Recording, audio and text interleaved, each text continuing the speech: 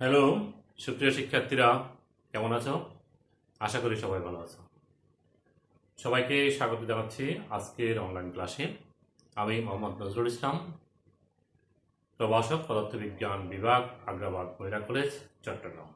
আজ আমরা পদার্থবিজ্ঞান দ্বিতীয় পত্রের চতুর্থ অধ্যায় তড়িৎ প্রবাহের চুম্বকীয় চুম্বকত্ব এই অধ্যায়ের একটা বিষয় আলোচনা করব। এটি হচ্ছে এই অধ্যায়ের আমাদের ষষ্ঠ অনলাইন ক্লাস। এই পাঠে আমাদের যা থাকবে সেটি হচ্ছে চুম্বক ক্ষেত্রের তড়িৎবাহী তারের উপর বল। প্রথমে এটি আলোচনা করব, দুটি সমান্তরাল তড়িৎবাহী তারের উপর প্রযুক্ত বল আলোচনা করব। এখন প্রথম যে বিষয়টি একটু আলোচনা করা দরকার সেটি হচ্ছে চুম্বক ক্ষেত্রে কি তড়িৎবাহী তার কোনো বল অনুভব করবে। কারণ আমরা ইতিপূর্বে জানছি একটি আধান যখন কোনো চুম্বক ক্ষেত্রে গতিশীল থাকে ওই চুম্বক ক্ষেত্রের প্রভাবে সেটি একটি তার বিচ্যুত হয়, অর্থাৎ সেটি একটি বল লাভ করে। যেদিকে বল লাভ করে সেদিকে বিচ্যুত হয়। সেই চুম্বক ক্ষেত্রে যদি কিউ আধান ভি বেগে গতিশীল থাকে তাহলে সেটি কোন দিকে বল লাভ করে সেটি আমরা জানি ফ্লেমিং এর বাম হস্ত বিধি থেকে। আচ্ছা, সেই বিষয়টা আমরা আলোচনা রাখবো। এখন প্রশ্ন হচ্ছে তড়িৎবাহী তার মানে হচ্ছে সেখানে কিন্তু আধান গতিশীল আছে, আধানের গতিশীলতার কারণে বিদ্যুৎ প্রবাহ হচ্ছে, যার কারণে আমরা এটাকে তড়িৎবাহী তার বলতেছি। তা আধানের উপর যখন চুম্বকক্ষেত্র বল প্রয়োগ করে তাহলে তো আমরা বলতে পারি পরিবাহী তারের উপর চুম্বকক্ষেত্র বল প্রয়োগ করবে, যেহেতু পরিবাহী তারে অসংখ্য আধান গতিশীল থাকে। অতএব এটি নির্দেশে বলা যায় যে তড়িৎবাহী তার চুম্বক ক্ষেত্রে একটি বল প্রযুক্ত হবে। সেই বলের মান এবং দিক নির্ণয় করবো আজকে আলোচনায়। তাহলে প্রথম আলোচনা একটু জেনে নেওয়া দরকার যে চুম্বক ক্ষেত্রে একটি আধান কোন দিকে বল লাভ করে। আধান মানে গতিশীল আধান ফ্লেমিং এর বাম হস্ত বিধি থেকে পাই। এই বাম হাতের তর্জনী এবং মধ্যমা ও বৃদ্ধাঙ্গুলি, দেখো এখানে কিভাবে রাখছি আমি। তর্জনী মধ্যমা, এই তর্জনী মধ্যমা বৃদ্ধাঙ্গুলি পরস্পরের সাথে সমকোণে আছে। তর্জনী মধ্যমা বৃদ্ধাঙ্গুলি, তর্জনীর দিকটা হবে চুম্বক ক্ষেত্র, এটি হবে আধানের বেগের দিক, তাহলে বল হবে দিকে। পরস্পর যদি সমকোণে থাকে, তর্জনী যদি চুম্বক ক্ষেত্র হয় কিংবা চুম্বক ক্ষেত্র এদিকে হতে পারে, আধান যদি এদিকে হয় বল এদিকে হবে। চুম্বক ক্ষেত্র এদিকে, আধান যদি এদিকে হয় বল এদিকে। চুম্বক ক্ষেত্র এদিকে, আধানের যে গতিশীল বল এদিকে।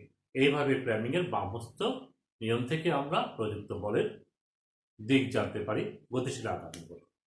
যেমন আমরা এখানে দেখাচ্ছি, এটি হচ্ছে বৃদ্ধাঙ্গুলি, এইদিকে চুম্বক ক্ষেত্র, এটি হচ্ছে মধ্যমা, সরি এটা হচ্ছে তর্জনী, এটা কি, এটা তর্জনী, এটি হবে তর্জনী, খেয়াল করবো এটা বৃদ্ধাঙ্গুলি না, এটি হচ্ছে তর্জনী। চিকন করে দেখাচ্ছে, এটা হচ্ছে তর্জনী, এটা মধ্যমা, এদিকে আধানের বেগ, আর এটি হবে বৃদ্ধাঙ্গুলিকে নির্দেশ করবে, বৃদ্ধাঙ্গুলি নির্দেশ করবে ক্রিয়াশীল বল, ম্যাগনেটিক ফোর্সটা। এখানে আমরা একটা গ্রাফিক্যাল হাত দিয়ে দেখালাম আর একটা গ্রাফিক্যাল চিত্রটা আমরা দেখলাম। আচ্ছা, এটা চুম্বক ক্ষেত্র, এটা আধানের বেগ, এটা ক্রিয়াশীল বল। তাহলে কিভাবে পাবো আমরা? প্র্যাকটিক্যালি আমরা এভাবেই দেখবো। চুম্বক ক্ষেত্র, আধানের বেগ, তাহলে ক্রিয়াশীল বলে দিতে হবে। ক্রিয়াশীল বল এই দিকে ক্রিয়া করবে। এখন সেখানে একটি সূক্ষ্ম বিষয় আছে, আধানটা যদি ঋণাত্মক হয় তাহলে ক্রিয়াশীল বলের দিক, আমরা বলছিলাম আধানের দিকে যাচ্ছে, ঋণাত্মক আধানের দিকে যাচ্ছে, ক্রিয়াশীল বলের দিকে না হইয়া তার উল্টো দিকে হয়ে যাবে। ছোট কথাটা মনে রাখতে হবে, আধানটা যদি ঋণাত্মক হয় তাহলে ফ্লেমিং এর বাম হস্ত অনুযায়ী আমার বৃদ্ধাঙ্গুলটা যেদিকে হবে তার উল্টো দিকেই বলটা পাবো। ঠিক আছে, এটি একটু খেয়াল রাখবে। এবার আসো আমরা আলোচনা করতেছিলাম যে আমাদের আজকের পড়াটা কি, সেটি হচ্ছে প্রথম আলোচনাটা আমরা করব চুম্বক ক্ষেত্রে তড়িৎবাহী তারের উপর বল। তাহলে একটি চুম্বক ক্ষেত্র দেখাতে হয়। চুম্বক ক্ষেত্রকে আমরা এইভাবে দেখাই, ক্রস ক্রস ক্রস ক্রস চিহ্ন দিয়ে কোন স্থানে চুম্বক ক্ষেত্র দেখাই। প্রচলিত নিয়ম এটি। আরেকভাবে দেখা এইভাবে এবার dot dot dot dot dot dot dot dot dot dot dot dot dot dot. এটিও চুম্বক ক্ষেত্র দেখানো হয়, এটিও দেখানো হয়। এটা দেখানো মানে কাগজের পৃষ্ঠের সাথে লম্বভাবে ভিতরের দিকে চুম্বক ক্ষেত্রটা, এই কলমটা দেখো, এটা যদি চুম্বক ক্ষেত্র অভিমুখ হয় ভিতরের দিকে, আর এটা হচ্ছে উপরের দিকে। আমরা এটি আসলে এরকম একটা ধারণা দেখে আসছি, একটা যদি তীর হয়, তীরের উচ্চ, তীরটা যদি সোজা ঢুকে তাহলে পুচ্ছটা দেখা যায়, আর তীরটা যদি একদম বেরিয়ে আসে উপরের দিকে তাহলে এই অগ্রভাগটা দেখা যায়, সূচক অগ্রভাগটা। এই ধারণা থেকে চুম্বক ক্ষেত্রের দিকটা আমরা প্রকাশ করে থাকি। তাহলে এখানে একটি সুষম চুম্বক ক্ষেত্র দেখানো, এটা কি একটি সুষম চুম্বক ক্ষেত্র, এবং সেই চুম্বক ক্ষেত্রটা এই বোর্ড বা এই তলের সাথে লম্বভাবে ভিতরের দিকে, এই চুম্বক ক্ষেত্রটা আমরা এখানে দেখাচ্ছি। তাহলে এটা কি জিনিস? ক্রস ক্রস চিহ্ন দিয়ে আমরা বোঝাচ্ছি এটি একটি সুষম চুম্বক ক্ষেত্র। সেখানে একটি পরিবাহিতা আছে, এই হচ্ছে একটি বিদ্যুৎ বাহিতা। বিদ্যুৎ বাহিতা ভিতর দিয়ে বিদ্যুৎ প্রবাহিত হচ্ছে, আই হচ্ছে প্রবাহ।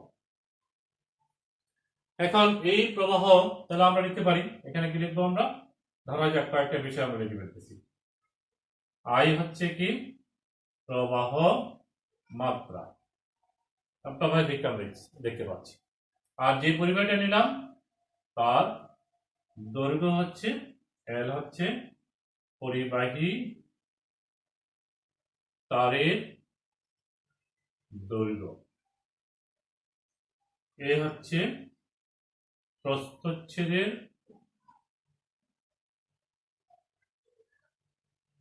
ক্ষেত্রফল। কি লিখলাম? আই হচ্ছে প্রবাহমাত্রা, এল হচ্ছে পরিবাহী তারের দৈর্ঘ্য, এই হচ্ছে প্রস্থচ্ছেদ, এটা হচ্ছে প্রস্থচ্ছেদের ক্ষেত্রফল। প্রবাহ তো যাচ্ছে এদিকে, তাহলে আধান যাচ্ছে না। আধানটা কি? ইলেকট্রন। এই আধানটা যাচ্ছে এদিকে, আধান নেগেটিভ এদিকে যাবে। আমরা আধান দেখাচ্ছি, কয়েকটা আধান দেখাচ্ছি, এবং তাদের ব্যাগ কোন দিকে? ব্যাগ হবে বিপরীত দিকে। কোন দিকে বেগ হবে? প্রবাহের বিপরীত দিকে। তাহলে আমরা লিখি এখানে বি হচ্ছে আদানের ব্যাগ, লিখতে পারি। তারপরে কিউ হচ্ছে প্রতিটি আদানের চার্জের মান বা প্রতিটি ইলেকট্রনের চার্জ। আরো ধরে নিচ্ছি এই পরিবাহীকে একক আয়তনে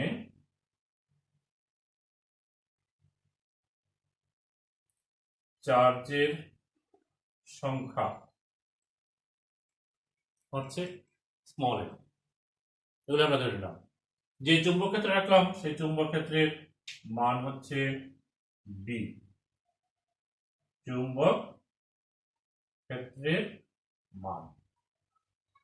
এখন এখানে যে চার্জটা গতিশীল আছে এইদিকে চুম্বক ক্ষেত্রের বিপরীত দিকে, ভিতরের দিকে, তাহলে সেটি যে বল লাভ করবে সেই বলের পরিমাণ কত? আমরা জানি ম্যাগনেটিক ফোর্সটা হবে charge into V cross B, অর্থাৎ কিউ আধান যদি বি বেগে বি চুম্বক ক্ষেত্রে গতিশীল থাকে তাহলে ক্রিয়াশীল বলের পরিমাণ হচ্ছে Q into V cross B, এবং বলের মান হচ্ছে Fm is equal to Q B B sin theta, এবং দিক হবে কোন দিকে? দিক হবে ফ্লেমিং এর বাম হস্ত বিধি অনুযায়ী চুম্বক ক্ষেত্র আধানের বেগ ক্রিয়াশীল বল, চুম্বক ক্ষেত্র আধানের বেগ ক্রিয়াশীল বল, একটু আগে আমরা দেখাচ্ছিলাম। তাহলে এখানে আধান হচ্ছে এইদিকে, তাহলে আধানের থেকে মধ্যমা দিকে প্রকাশ করতে হবে, চুম্বক ক্ষেত্র ভিতরের দিকে, তাহলে আমি এইভাবে প্রকাশ করব। দেখো আমার হাতটা ঘুরে ফেলছি একদম। চুম্বক ক্ষেত্র ভিতরের দিকে, আধান এদিকে, বলটা তাহলে নিচের দিকে হবে। কিন্তু আমরা বলছিলাম ঋণাত্মক চার্জের জন্য যদি হয় তাহলে বলটা যেদিকে হবে বাম অবস্থা নিয়ম অনুযায়ী তার উল্টো দিকে হবে, অর্থাৎ বলটা হবে কি উপরের দিকে। ম্যাগনেটিক ফোর্সটা কাজ করবে এইভাবে উপরের দিকে।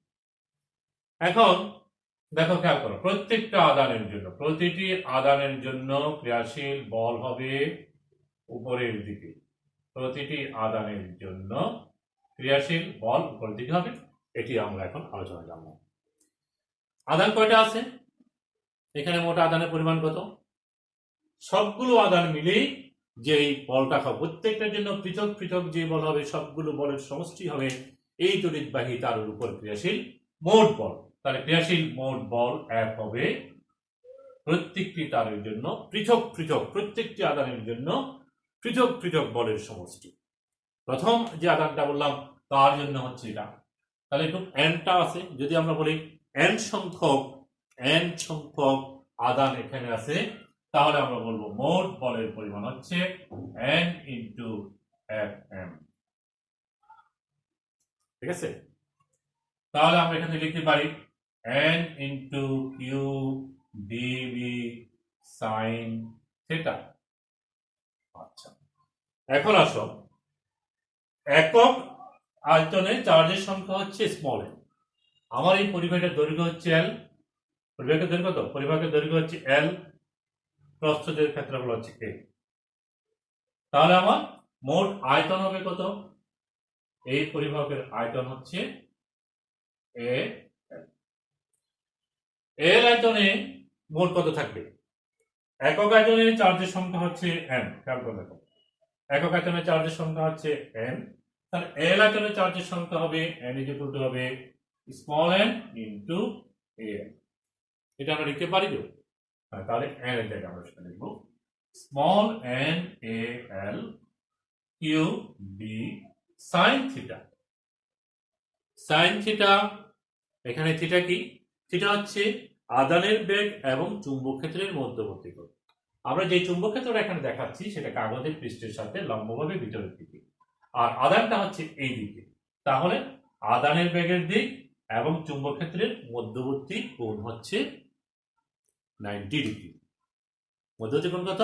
90 ডিগ্রি। তাহলে এখানে আমি লিখতে পারি সাইন 90 লিখে যাবে। লিখলাম সাইন 90 সমান কত? 1। তাহলে আমরা এখানে লিখে ফেলতে পারি যে এটা সাইন 90 থাকবে না, তাহলে আমরা এখানে লিখি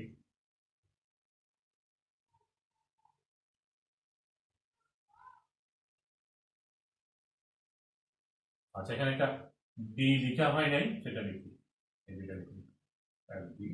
সাইন 90 সমান 1 লিখে যাবে। যাবে। আমি এই এনএবি এই অংশটাকে আই লিখব। কিভাবে আই লিখলাম? কেমনে? এটা সমান আই লিখলাম কিভাবে? এটি আমরা জানি তারণ বেগের সমীকরণ থেকে। কোন পরিবাহীর ভিতর দিয়ে যদি আই পরিমাণ প্রবাহ যায়, পরিবাহীর প্রস্থচ্ছেদের ক্ষেত্রফল যদি এ হয়ে থাকে, প্রতিটি আয়তনের চার্জের মান যদি কিউ হয় এবং ভি বেগে যদি গতিশীল থাকে, তাহলে তারণ বেগ বা সঞ্চারণ বেগের রাশিমালা আই ইকুয়াল টু হচ্ছে কিউ এন এ ভি। এটি আমাদের জানা। এটি আমাদের এই অধ্যায় একদম প্রথম আলোচনায় ছিল। এই অধ্যায় না, সরি, তড়িৎ ইলেকট্রিক কারেন্ট অর্থাৎ তড়িৎ বর্তনী যে চ্যাপ্টারটা আছে আমাদের, চলতড়িৎ যেটি, সেখানে আমরা আলোচনা করছিলাম একটা পরিবাহীর প্রস্থচ্ছেদের ক্ষেত্রফল যদি এ হয়ে থাকে, ইলেকট্রন এর ভিতরে যদি বিদ্যুৎ প্রবাহিত হয়, এখন তাহলে তারণ বেগের সমীকরণ হচ্ছে I equal to Q N A V. Beta হচ্ছে তারণ বেগ বা ইলেকট্রনের সঞ্চারণ বেগ। তাহলে সেখান থেকেই আমি কিউ এন এ ভি সমান আই লিখলাম। এটি হচ্ছে আমাদের কাঙ্ক্ষিত সমীকরণ, অর্থাৎ চৌম্বক ক্ষেত্রে তড়িৎবাহী তারের উপর ক্রিয়াশীল বল। কিন্তু এখানে একটা কথা আছে, আমরা এখানে বলছিলাম যে চুম্বক ক্ষেত্রটা পরিবাহী তারের সাথে লম্বভাবে আছে। সর্বদা কি লম্বভাবে থাকবে? নাও থাকতে পারে, তাই না? তাহলে সেই ক্ষেত্রে আমরা যে এখানে এই যে আমরা এখানে বলছি যে কিউ এবং বি এর মধ্যবর্তী কোণ 90 ডিগ্রি, এটা 90 ডিগ্রি হবে না, ওটা থিটাই থাকে যাবে না। তাহলে আমার ইকুয়েশনটাতে আমরা এখানে কি লিখবো? এই বি বি সাইন থিটা লিখবো, অর্থাৎ এখানে আমার সাইন থিটা টার্মটা চলে আসবে এবং এই সমীকরণটা তখন এই রূপটা হবে I L B sine theta. কোনো সমস্যা নেই, আমাদের একটা 90 ডিগ্রি ছিল, এখন যে কোনো কোণ হবে। তাহলে আমরা দুটো সমীকরণে আমাদের খেয়াল রাখবো, এইটা সে মনে রাখলে সবসময় চলবে যে I L B sine theta, যেখানে আই হচ্ছে প্রবাহ মাত্রা, এল হচ্ছে পরিবাহীর দৈর্ঘ্য, বি হচ্ছে চুম্বক ক্ষেত্রের মান, থিটা হচ্ছে এল এবং বি অর্থাৎ পরিবাহী এবং চুম্বক ক্ষেত্রের মধ্যবর্তী কোণ। এখন এটাকে যদি আমরা ভেক্টর রূপে লিখি তাহলে লিখতে পারি আমরা I vector is equal to I into L cross B. যেহেতু এল এবং বি এর মধ্যবর্তী কোণ হচ্ছে থিটা, তাহলে আমি এটাকে তো এল ক্রস বি লিখতেই পারি, তাই না? এখন যদি আমার এই তারটা নিয়ে, একটা তার না নিয়ে আমরা অনেক সময় আয়তাকার কুণ্ডলী তৈরি করি, সেখানে কিন্তু অনেক পাকের এন সংখ্যক পাক দেওয়া হয়, 1 2 3 4 এভাবে। তাহলে এন পাকের যদি হয় তাহলে তখন ক্রিয়াশীল বলের পরিমাণ হবে N I L B sine theta. এটা হচ্ছে মান। এখন আসো আমরা এই ক্রিয়াশীল বলের দিকটা কিভাবে পাবো? সেটা কি ওই আধানের মতো একই রকম? হ্যাঁ, অনেকটা একই রকম। আমরা একই রকম বার পাবো। এই ক্রিয়াশীল বলের দিক অর্থাৎ চুম্বক ক্ষেত্র তড়িৎবাহী তারের উপর যে বলটা প্রয়োগ করবে সেই বলের দিকটাও আমরা ফ্লেমিং এর বাম হস্ত নিয়ম থেকে পাবো। অর্থাৎ বাম হাতের মধ্য তর্জনীটাকে আমরা যদি চুম্বক ক্ষেত্রের দিক দিই, মধ্যমাটাকে যদি আমরা প্রবাহের দিক দিই অর্থাৎ তথা পরিবাহিত তার দিক দেখাই, তাহলে আমার এই বৃদ্ধাঙ্গুলটা কি নির্দেশ করবে? বৃদ্ধাঙ্গুলটাই নির্দেশ করবে ক্রিয়াশীল বল, এই চুম্বক বলটা নির্দেশ করবে।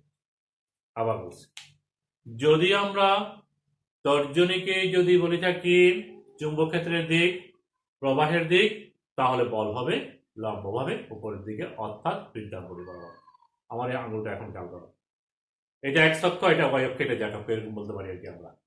এই চুম্বক ক্ষেত্রের দিকে তর্জনী, আর এটি হচ্ছে পরিবাহকের দিক অর্থাৎ তারের দিক, আর এটা হচ্ছে ক্রিয়াশীল বলের দিক। এইভাবে আমরা যে কোনো অবস্থানের জন্য পরিবাহী তারের উপর ক্রিয়াশীল চুম্বক বলের দিক নির্ণয় করব ফ্লেমিং এর বাম হস্ত নিয়ম অনুযায়ী। তো তাহলে আমরা আজকে কি করলাম? এতক্ষণ আলোচনায় আমাদের যেটা ছিল সেটি হচ্ছে তড়িৎবাহী তার যদি চুম্বক ক্ষেত্রে থাকে সেটি একটি বল লাভ করবে এবং সেই বলের পরিমাণ হচ্ছে কত? সেই বলের পরিমাণ হচ্ছে N I L B sine theta. এটি আমরা শিখছি মূলত। এবং দিকটা আমরা ফ্লেমিং এর দিক নির্ণয় করি ফ্লেমিং এর বাম হস্ত নিয়ম থেকে। এটি আমাদের প্রথম পড়া ছিল। তো আজকে আমরা এটার সাথে প্রাসঙ্গিকভাবে আরেকটা বিষয় রাখলাম, সেটি হচ্ছে দুটি সমান্তরাল তার, দুটি পরিবাহী তার যদি পরস্পর সমান্তরালে থাকে তখন তারা পরস্পরের উপর বল প্রয়োগ করতে পারে। খেয়াল করো, দুটি পরিবাহী তার পরস্পর সমান্তরালে থাকবে, এরকম একটা পরিবাহী তার, এই একটা পরিবাহী তার, দুইটা পরিবাহী তার। এটা মনে করলা তুমি এবি, আচ্ছা এবি না বলি পি কিউ, আর একটা হচ্ছে আর এস, সমান্তরাল তার এবং তাদের মধ্যবর্তী দূরত্ব হচ্ছে আর। পরিবাহী তার যখন প্রবাহ যাচ্ছে I1 I2, দুটি সমান্তরাল পরিবাহী তারের ভিতর দিয়ে বিদ্যুৎ প্রবাহের কারণে একটা তার অপর তারের উপর বল প্রয়োগ করবে, সেই প্রযুক্ত বলের পরিমাণটা আমরা নির্ণয় করব। প্রথম প্রশ্ন, এখন প্রশ্ন হচ্ছে কেনই বা বল প্রযুক্ত হবে? দুটো পরিবাহী তারের ভিতর যে প্রবাহ যাচ্ছে সেখানে কেন বল, কোন ধরনের বল কাজ করবে? চুম্বক বল কাজ করবে। কেন? প্রথম তারের ভিতর দিয়ে যখন আমরা জানি পরিবাহীর ভিতর দিয়ে যখন বিদ্যুৎ প্রবাহিত হয় তার আশেপাশে একটি চুম্বক ক্ষেত্র তৈরি হয় ওয়েরস্টেডের পরীক্ষা থেকে, এবং বায়োট-স্যাভার্টের সূত্র প্রয়োগ করে আমরা পরিবাহী তারের নিকটে কোনো বিন্দুতে চুম্বক ক্ষেত্রের মানও নির্ণয় করতে পারি না? আমরা শিখছি তো, আমরা এরকম শিখছি তো, একটা পরিবাহী তার এর ভিতর দিয়ে আই পরিমাণ বিদ্যুৎ প্রবাহিত হচ্ছে, তার নিকটে একটা বিন্দুতে চুম্বক ক্ষেত্রের মান B is equal to mu naught I divided by 2 pi R. এটা আমরা জানছি না? তাহলে যদি আমার পিকিউ তারের ভিতর দিয়ে I1 প্রবাহ যায় তাহলে এখানে তো চুম্বক ক্ষেত্র তৈরি হবে। সো কোথায় তৈরি হবে? আর দূরত্বে অবস্থিত আর স্মল আর দূরত্বে অবস্থিত এই আর এস তারটি আছে, তাহলে সেটা যেখানে আছে সেই অবস্থানে চুম্বক ক্ষেত্র আছে তো, আছে না? সৃষ্টি হচ্ছে তো। তাহলে দ্বিতীয় তারটি সেই চুম্বক ক্ষেত্রে অবস্থান করতেছে না? তো চুম্বক ক্ষেত্রে থাকলে তো সেখানে একটি বল লাভ করবে। অনুরূপভাবে এটার কারণে বিদ্যুৎ প্রবাহিত হচ্ছে, সেই প্রবাহের কারণে আমরা দ্বিতীয় তার যে অবস্থান আছে সেই অবস্থানে তো আমরা এখানেও আমরা বল পাবো, চুম্বক ক্ষেত্র পাবো। কারণ এটার কারণে বিদ্যুৎ প্রবাহিত হচ্ছে, সে আর দূরত্বে আমরা চুম্বক ক্ষেত্র পাবো। তো সেই চুম্বক ক্ষেত্রের প্রথম চাপটি অবস্থান করতেছে, সুতরাং সেটিও বল লাভ করবে। এবং সেই বল পরিবর্তন সমীকরণ আমাদের জানা আছে না? হ্যাঁ, তাহলে আমরা প্রথমে জেনে নিব যে এখানে চুম্বক ক্ষেত্রটা কত। প্রথম তারের ভিতর দিয়ে বিদ্যুৎ প্রবাহের কারণে আর দূরত্বে যে চুম্বক ক্ষেত্রটা সৃষ্টি হবে সেটা এখানে ভিতরের দিকে হবে, এবং সেই চুম্বক ক্ষেত্রের মান হবে μ0I1 ডিভাইডেড বাই 2πr। এটা আমরা বলতে পারি এটার কারণে এখানে, কারণ প্রবাহ হচ্ছে I1, দূরত্ব n, দূরত্ব হচ্ছে r, সেই কারণে আমরা এখানে লিখতাম, এখানে আমরা r লিখছি। বুঝা গেছে? যদি r দূরত্ব হয় তখন আমরা জানি এটা r, আর a দূরত্ব হলে তখন এটাকে আমরা a লিখি। এখানে যেহেতু আমরা r দূরত্ব বলছি, সুতরাং আমরা এখানে বলবো এটি হচ্ছে μ0I1 ডিভাইডেড বাই 2πr। এবং চুম্বক ক্ষেত্রটা কোন দিকে আছে? চুম্বক ক্ষেত্রটা এখানে আছে না, চুম্বক ক্ষেত্রের দিক লাগবে, কারণ বল কোন দিকে হচ্ছে সেটি জানার জন্য। এটা দ্বিতীয় তারটি যে অবস্থানে আছে সেই অবস্থানে যে চুম্বক ক্ষেত্রটা প্রথম তারের জন্য পাচ্ছি সেই চুম্বক ক্ষেত্রের মান হচ্ছে V1, এবং দিকটা হবে কাগজের পৃষ্ঠ বরাবর লম্বভাবে ভিতরের দিকে, অর্থাৎ এই বোর্ডের পৃষ্ঠ বরাবর লম্বভাবে ভিতরের দিকে। কিভাবে আমরা এটা জানি? দেখো, এই যদি একটি পরিবাহী তার হয়, বিদ্যুৎ প্রবাহ হচ্ছে, ফ্লেমিং এর ডান হস্ত বিধি অনুযায়ী চুম্বক ক্ষেত্রের দিক পাওয়া যায়। বাম হস্ত বিধি থেকে আমরা চুম্বক বল বের করি, ডান হস্ত বিধি থেকে চুম্বক বল পাবো। কিভাবে? ডান হাতে বৃদ্ধাঙ্গুলিকে প্রসারিত করবো, বাকি আঙ্গুলকে মুষ্টিবদ্ধ করে দেবো। প্রবাহ যেদিকে সেই দিকে বৃদ্ধাঙ্গুলিকে ধরলে বাকি আঙ্গুলগুলোর অভিমুখ চুম্বক ক্ষেত্রের অভিমুখ নির্দেশ করবে। বাকি আঙ্গুলগুলোর অভিমুখ আমি যদি এরকম ঘুরাই, আমার হাতটা ঘুরবে, চুম্বক ক্ষেত্রের অভিমুখ ঘুরবে। এরকম করে তুমি এই পাশে পাবা এরকম এইদিকে, আর এই পাশে পাবা এইদিকে। তাহলে আমি এইভাবে যদি ধরি, আঙ্গুলটাকে বৃদ্ধাঙ্গুলটাকে যদি এভাবে ধরে, চুম্বক ক্ষেত্র আমরা পাবো এই চার পাশে এরকম করে। এখানে পাবো এইদিকে, এখানে পাবো এইদিকে, এই বিন্দুতে পাবো এইদিকে, এই বিন্দুতে পাবো এইদিকে। এইভাবে চুম্বক ক্ষেত্রের অভিমুখ পাওয়া যাবে বিভিন্ন বিন্দুতে। আমরা এখানে যদি একটি নির্দিষ্ট দূরত্ব, যে দূরত্বে আমরা চুম্বক ক্ষেত্র নির্ণয় করতে চাচ্ছি, সেই ব্যাসার্ধ নিয়ে যদি একটি বৃত্ত অঙ্কন করি, বৃত্তের উপরিস্থ প্রতিটা বিন্দুতে স্পর্শক বরাবর হবে, এবং দিকটা হবে ফ্লেমিং এর ডান হস্ত অনুযায়ী প্রবাহের দিকে আমি বৃদ্ধাঙ্গুলকে রাখবো, বাকি অঙ্গুলগুলো রাখবো। যদি আমার প্রবাহটা এই দিকে যায় তাহলে আমি বৃদ্ধাঙ্গুলি রাখবো, তখন চুম্বক ক্ষেত্র হবে এই দিকে। যদি এই দিকে যায় তখন আমি এই দিকে ধরবো, তখন চুম্বক ক্ষেত্র হবে এই দিকে। বুঝো নাই? অর্থাৎ যদি প্রবাহটা এই দিকে হয়, বৃদ্ধাঙ্গুলি ধরবো এইভাবে, তাহলে আমার অভিমুখ হবে এই দিকে, এখানে হবে এইদিকে, নিচের দিকে হবে এইদিকে, এখানে হবে এইদিকে, আর এই পাশে হবে এইদিকে। যেহেতু এইভাবে হচ্ছে, আমি দেখো আমার হাতটা আঙ্গুলটা অভিমুখ হচ্ছে এইদিকে, তাহলে এখানে নিচে, এই পাশে উপরে। আর যদি এইভাবে ধরি, প্রবাহটা এদিকে যায়, যেতে পারে তো, প্রবাহ একবার এদিকে একবার এদিকে, দুদিকে হতে পারে, তখন আমার এভাবে ধরতে হবে, তখন হবে এইরকম করে। এইভাবে আমরা ডানহস্ত বিধি থেকে চুম্বক ক্ষেত্র পেতে পারি। চুম্বক ক্ষেত্রের দিক লাগবে বল নির্ণয় করার জন্য, তো আমরা এখানে এই বিন্দুতে চুম্বক ক্ষেত্র আছে, সেটা ভিতরের দিকে, এটা বোঝানোর জন্য আমরা ক্রস চিহ্ন দেখাচ্ছি। আর এটার জন্য যে চুম্বক ক্ষেত্র তৈরি হবে এখানে, সেটির জন্য হবে এটা কোন দিকে? সেটা এখানে উপরের দিকে হবে, অর্থাৎ এখানে দেখাবো আমরা ডট চিহ্ন। আর এটি হচ্ছে আমার দ্বিতীয় তারের জন্য যে চুম্বক ক্ষেত্র সৃষ্টি হচ্ছে সেই চুম্বক ক্ষেত্র। এখন আসো আমরা কি নির্ণয় করতে যাচ্ছি? সমান্তরাল তড়িৎবাহী তার উপর প্রযুক্ত বল। প্রথম যে তারটি আছে তার কারণে সৃষ্ট চুম্বক ক্ষেত্র আমরা জানলাম, সেটির মান হবে V1 = μ0I1 divided by 2πr। তাহলে বল কত হবে? বল হচ্ছে I L B sin theta. একটু আগে নির্ণয় করলাম এই সমীকরণটা, এটা তো একটা তার, সেজন্য n আমার 1 হচ্ছে I L B sin theta. এই থিটা হচ্ছে L এবং B এর অন্তর্ভুক্ত কোণ। এখানে দ্বিতীয় তার, সেই জন্য এটা হবে I2, কারণ প্রথম তারের কারণে সৃষ্ট চুম্বক ক্ষেত্রে দ্বিতীয় তারটি আছে, এবং দ্বিতীয় তারটি যে বলরূপ করতেছে সেটাই আমরা নির্ণয় করতে যাচ্ছি। তাহলে দ্বিতীয় তারটির দৈর্ঘ্য যদি L হয়, এবং যে চুম্বক ক্ষেত্রটা এখানে আছে সেটার মান B1 হয়, তাহলে আমরা লিখবো I2 L B1 sin theta. সেটা হচ্ছে L এবং B এর অন্তর্ভুক্ত কোণ। এখানে L হচ্ছে এদিকে আর B হচ্ছে ভিতরের দিকে, তাহলে L এবং B এর অন্তর্ভুক্ত কোণ হচ্ছে 90 ডিগ্রি। এল হচ্ছে ভিতরের দিকে, বি হচ্ছে চুম্বকক্ষেত্রের দিকে, এল হচ্ছে উপরের দিকে। তাহলে মধ্যবর্তী কোণ কত? এখানে মধ্যবর্তী কোণটা হচ্ছে 90 ডিগ্রি। সেই কারণে আমরা এখানে 90 বসাবো। তাহলে হবে I2 L B1 এর মানটা এটা বসাই দিব। কোনটা? এই সমীকরণটা বসাই দিব। তাহলে মিউ নট I1 2 পাই আর।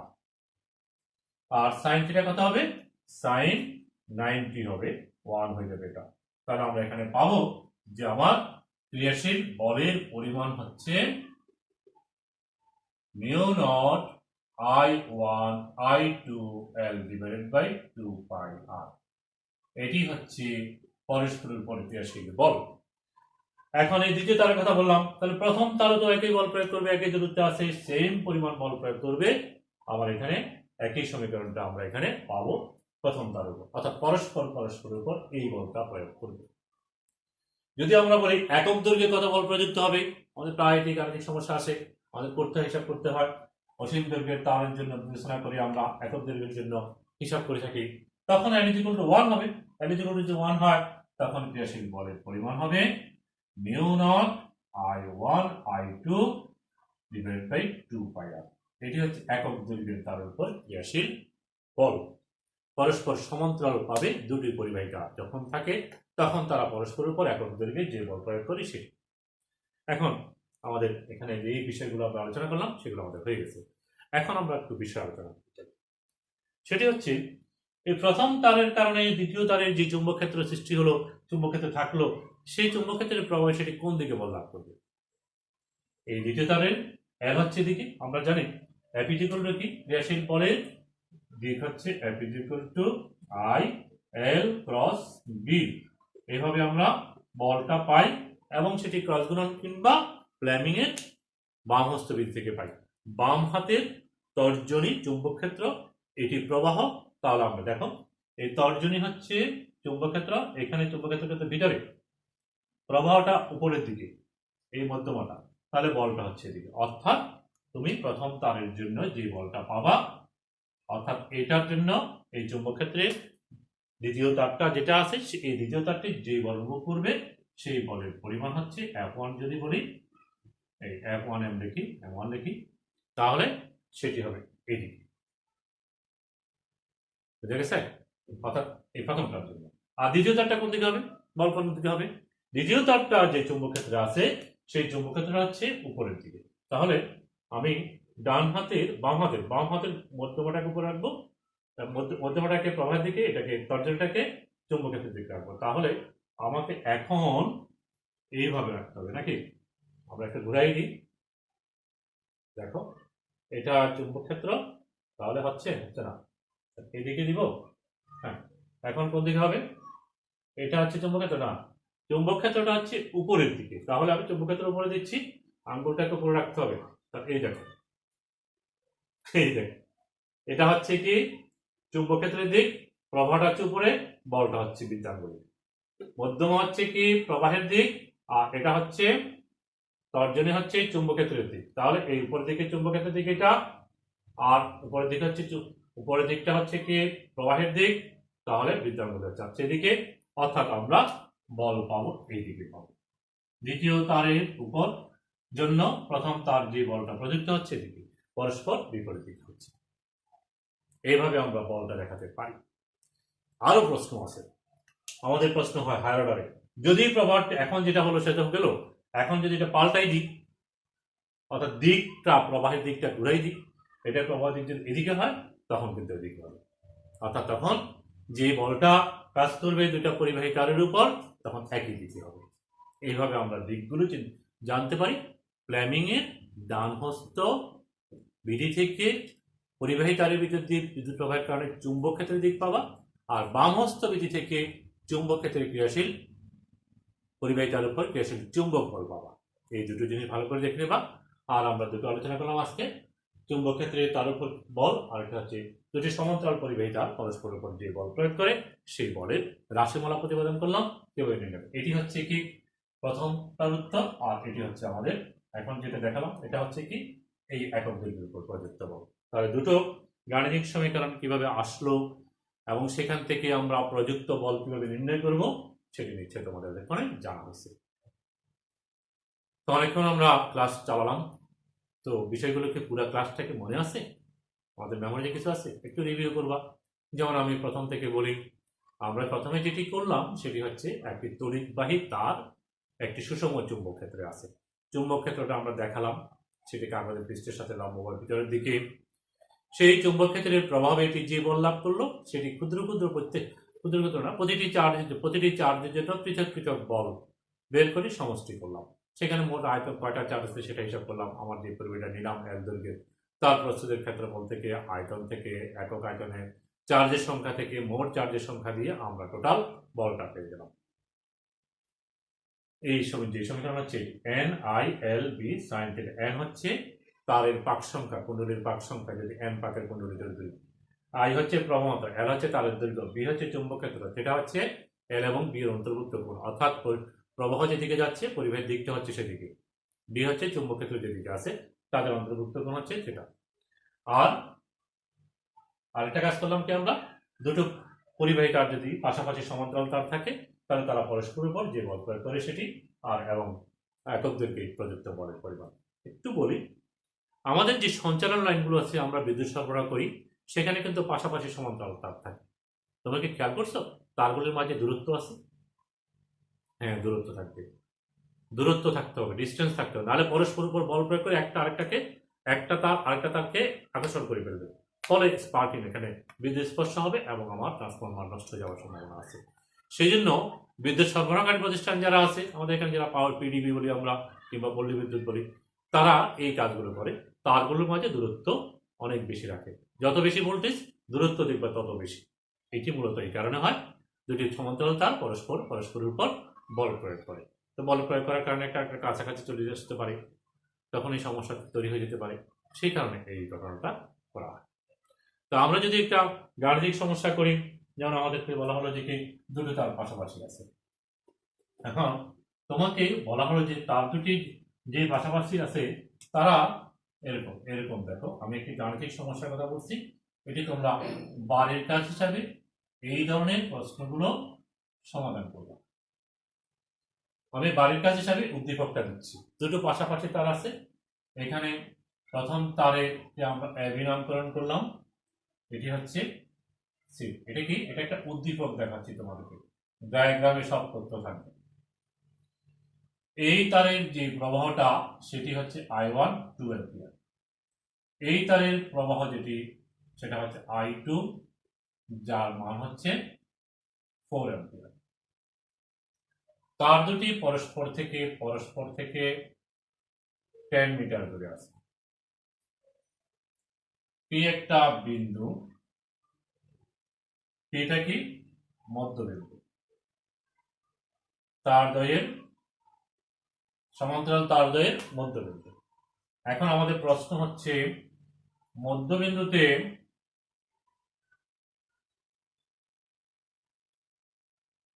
চৌম্বক ক্ষেত্রের মান নির্ণয় করো। চৌম্বক ক্ষেত্রের মান কত? দ্বিতীয় প্রশ্ন হচ্ছে যদি সিডি তারের প্রবাহের দিক পরিবর্তন হয় তাহলে চৌম্বক ক্ষেত্রের মানের পরিবর্তন হবে কি গাণিতিক ভাবে ব্যাখ্যা করো। দেখো ব্যাখ্যাগুলো খুব ছোট হয়ে যাচ্ছে, জায়গা কম, সে কারণে আমি একটু পরে শোনাচ্ছি। এখানে পিটা কি? পিটা হচ্ছে একটা বিন্দু যেটি এখান থেকে এই তার থেকে এবং এই তার থেকে সমদূরত্বে অবস্থিত, অর্থাৎ এটাও 5 মিটার, এই ডিস্টেন্সটাও 5 মিটার, এটাও 5 মিটার, এই পি বিন্দু। এখন আমাদেরকে বলা হচ্ছে মধ্যবিন্দুতে চৌম্বক ক্ষেত্রের মান কত। পরের প্রশ্ন হচ্ছে যদি এই প্রবাহটার দিক পরিবর্তন করা হয়, অর্থাৎ এদিকে এখন এদিকে উল্টো দিকে করি, তাহলে চৌম্বক ক্ষেত্রের মানের যদি সিডি তারের প্রবাহের দিক পরিবর্তন করা হয় তাহলে চুম্বক ক্ষেত্রের মান পরিবর্তন হবে কি? প্রথম প্রশ্ন হচ্ছে চুম্বক ক্ষেত্রের মান কত সেটা বের করবা। দ্বিতীয় প্রশ্ন হচ্ছে কি যদি প্রবাহের দিক পরিবর্তন করি তাহলে চুম্বক ক্ষেত্রের মানের কোনো পরিবর্তন হবে কিনা? হবে। প্রথমটা তোমাকে বের করতে হবে, প্রথম তারের জন্য এই দূরত্বে চুম্বক ক্ষেত্রের মান কত সেটি জানতে হবে এবং দিক কত সেটা কোন দিকে সেটাও জানতে হবে। তারপর বের করতে হবে দ্বিতীয় তারের জন্য এই বিন্দুতে পি বিন্দুতে চুম্বক ক্ষেত্রের মান B2 কত সেটা জানতে হবে এবং দিক জানতে হবে। দিকের উপর ভিত্তি করে রেজাল্টেন্ট ফোর্স হবে আমার চুম্বক ক্ষেত্র হবে V1 ডিফারেন্স অফ V2। আবার দিক পরিবর্তন করলে হয়তো যোগ হতে পারে বিয়োগ হতে পারে, এক্ষেত্রে 12টা থেকে 6টা বিয়োগ করবা, আবার 6টা থেকে 12টা বিয়োগ করবা, এরকম হতে পারে। এটা আসলে নির্ভর করবে আমার চুম্বক ক্ষেত্রটা কত হচ্ছে। বিবিধ যে চুম্বক ক্ষেত্র একটু বলি, আমরা জানি পরিবাহী তারের নিকটে চুম্বক ক্ষেত্রের মান হচ্ছে B μ0 I divided by 2πa। I আছে A আছে 5 মিটার, তাহলে চুম্বক ক্ষেত্র B1 নির্ণয় করতে পারতেছো, B2 এর জন্য B2 নির্ণয় করতে পারবা। প্রশ্ন হচ্ছে এই দুটা চুম্বক ক্ষেত্র মিলিয়ে লব্ধি চুম্বক ক্ষেত্র কত হচ্ছে? লব্ধি চুম্বক ক্ষেত্র কি যোগ হবে না বিয়োগ হবে? দেখো প্ল্যানিং এর ডান হস্ত নিয়ম থেকে আমরা চুম্বক ক্ষেত্রের দিক পাই। এইভাবে যদি আমি দিই এই প্রবাহটা, তাহলে আমার আঙ্গুলগুলো এইভাবে হচ্ছে, তারপর এখানে এসে এই বিন্দুতে আমরা এটার জন্য ভিতরের দিকে পাবো, আর এটার জন্য যদি পাবো উপরের দিকে পাবো। বুঝো না? প্রথম তারের জন্য B1 হবে ভিতরের দিকে, দ্বিতীয় তারের জন্য B2 হবে উপরের দিকে। ফলে আমাকে কি করতে হবে, একটা বিয়োগ করে রেজাল্টটা বের করতে হবে। আর যদি দিক পরিবর্তন করে ফেলি, এটা যদি এদিকে হয় তখন কিন্তু খেয়াল করতে হবে এটার জন্য এরকম করে ভিতরের দিকে, আবার এটার জন্য দিক পরিবর্তন করব আমি এরকম করে ভিতরের দিকে। বুঝো না? অর্থাৎ যখন প্রবাহটা দিকটা এখন তো এদিকে আছে, এটা যখন এদিকে হবে আমার ডান হাতের বিদ্যাঙ্গুলো এইভাবে ধরবো, ধরে আমি এভাবে হিসাব করবো এই আঙ্গুলের অভিমুখটা। আঙ্গুলের অভিমুখ যদি এই পাশটা হলো, আঙ্গুলের অভিমুখটা তো এইদিকে, তাহলে এই পাশে এরকম করে ঘুরতেছে, তাহলে আমি ভিতরের দিকে না ভিতরের দিকে, তাহলে B2 ভিতরের দিকে, প্রবাহের দিক যখন এদিকে হয়ে যাচ্ছে। আর এটার জন্য এরকম করে এখানে এসে ভিতরের দিকে, তার মানে দুটো একই দিকে হচ্ছে। যখন এই দিকটা চেঞ্জ হবে তখন হবে যোগ হবে, অর্থাৎ দ্বিতীয় ক্ষেত্রে হবে কি আমার এই ক্ষেত্রে হবে হবে B1 প্লাস B2। আর প্রথম ক্ষেত্রে এখন যে চিত্রটা আছে সেখানে B হবে B2 মাইনাস B1। কেন?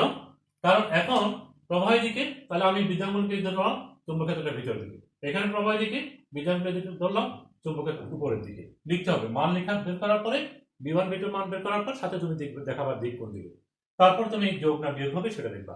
যেহেতু এই ক্ষেত্রে এখন যে চিত্রটা আছে সেই চিত্র অনুযায়ী আমার এটা ভিতরের দিকে, এটার জন্য ভিতরের দিকে আর এটার জন্য উপরের দিকে, ফলে যোগ বিয়োগ হবে একটা থেকে। আর আমরা এখানে প্রবাহ যেহেতু বেশি, আমি এখানে আগে থেকে বলে ফেললাম, সেখানে B2টা বড় হবে বলে B2 মাইনাস B1 করলাম। কিন্তু যদি B1 বড় হতো তাহলে B1 মাইনাস B2 করতাম। আর দ্বিতীয় ক্ষেত্রে অর্থাৎ হায়ার অর্ডারের প্রশ্ন যেটা, সেখানে বলা হচ্ছে দিক যদি পরিবর্তন হয় তখন আমরা দেখতে পাই একই দিকে হয় এই বিন্দুতে। এইভাবে তোমাকে বিন্দুটা এখানে বলতে পারে, বিন্দুটা এখানে বলতে পারে, মাঝখানে বলতে পারে। আমরা চৌম্বক ক্ষেত্রের এই অঙ্কগুলো, গাণিতিক সমস্যাগুলো অনুশীলন করব। আর পরস্পরের উপর ক্রিয়াশীল বলের যে অঙ্কগুলো আছে সেগুলো আমরা অনুশীলন করব। অনুশীলন করলেই তুমি পারফেক্ট হতে পারবা। যত বেশি অনুশীলন করবা তত তোমার এগুলো হৃদয়ঙ্কন করতে পারবা, অর্থাৎ তত তুমি বুঝতে। তাহলে অনুশীলন যত বেশি করবা তত তোমার জন্য সহজ হবে। তো এই বাড়ির কাজটি তোমরা নিজেরা করবা। আমি এখানে তথ্যগুলো আলোচনা করে দিলাম, সব বলে দিলাম, নিজেরা এটা করবা, না পারলে আমাকে বলবা। তো তোমাদেরকে আবার বলি, অনেকক্ষণ তোমরা সঙ্গে ছিলা, আজকের ক্লাসটা যেন সফল হয় সেজন্য তোমরা অনুশীলন করতে হবে বাসায়। তোমরা জানো তোমাদের আসন্ন নির্বাচনী পরীক্ষা আছে, প্রিটেস্ট পরীক্ষা হবে অক্টোবরের শেষে, এরপর নির্বাচনী পরীক্ষা হবে। এই করোনাকালীন সময় কিন্তু সবচেয়ে বেশি যে বেশটা বেশি ক্ষতিগ্রস্ত হচ্ছে সেটা হচ্ছে তোমরা। সুতরাং তোমাদের এটা পোষাতে হবে। তোমরা অনলাইন ক্লাসগুলো খুব মনোযোগ সহকারে দিতে হবে, দেখতে হবে। অনলাইন ক্লাসগুলো যদি ভালোভাবে না দেখো তাহলে তুমি পিছিয়ে থাকবা। তো তোমরা অবশ্যই ক্লাসগুলো ভালোভাবে দেখবা, এই আশাবাদ ব্যক্ত করছি। এবং সবাই ভালো থাকো, সুস্থ থাকো, এই কামনা করে আজকের ক্লাস এখানেই সমাপ্তি করছি। আল্লাহ হাফেজ, সবাইকে ধন্যবাদ।